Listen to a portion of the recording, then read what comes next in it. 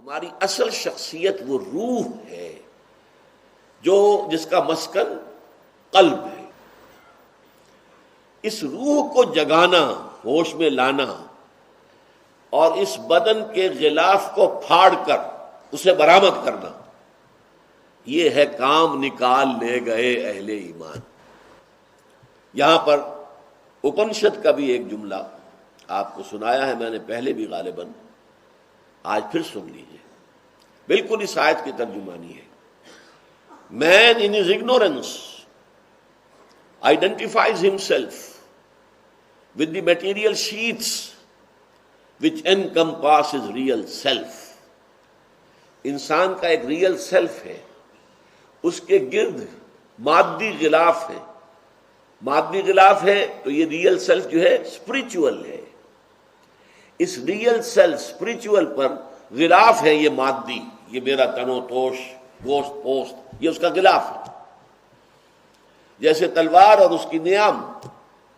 اب آپ نیام کو تلوار سمجھ بیٹھے تو ظاہر بات ہے کہ اس سے بڑی حماقت کوئی نہیں ہوگی. آپ نیام لے کر چل نکلے مقابلہ کرنے کے لیے دشمن کا، تو ظاہر بات ہے ہلاکت لازم ہے. اصل شاید تلوار تھی جو اس میں نہیں ہے. یہ بھی بڑا پیارا شعر اقبال کا. عشق کی تیغ جگر دار اڑا لی کس نے، علم کے ہاتھ میں خالی ہے نیام اے ساقی.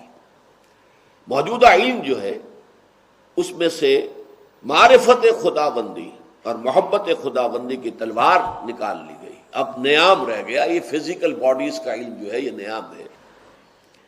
علم کے ہاتھ میں ہے خالی ہے نیام اے ساقی، عشق کی تیغ جگر دار اڑا لی کس نے. وہ عشق روح کا معاملہ ہے. اللہ کے ساتھ عشق روح کو ہے، بدن کو نہیں ہے. بدن کا تعلق نہیں اس سے. بدن تو زمین سے آیا ہے، زمین میں چلا جائے گا. وہ روح وہاں سے آئی ہے، اور روح کے ساتھ اللہ کی ذات کا ایسا تعلق ہے. اتصال بے تکیف بے قیاس، ہست رب الناس را با جان ناس.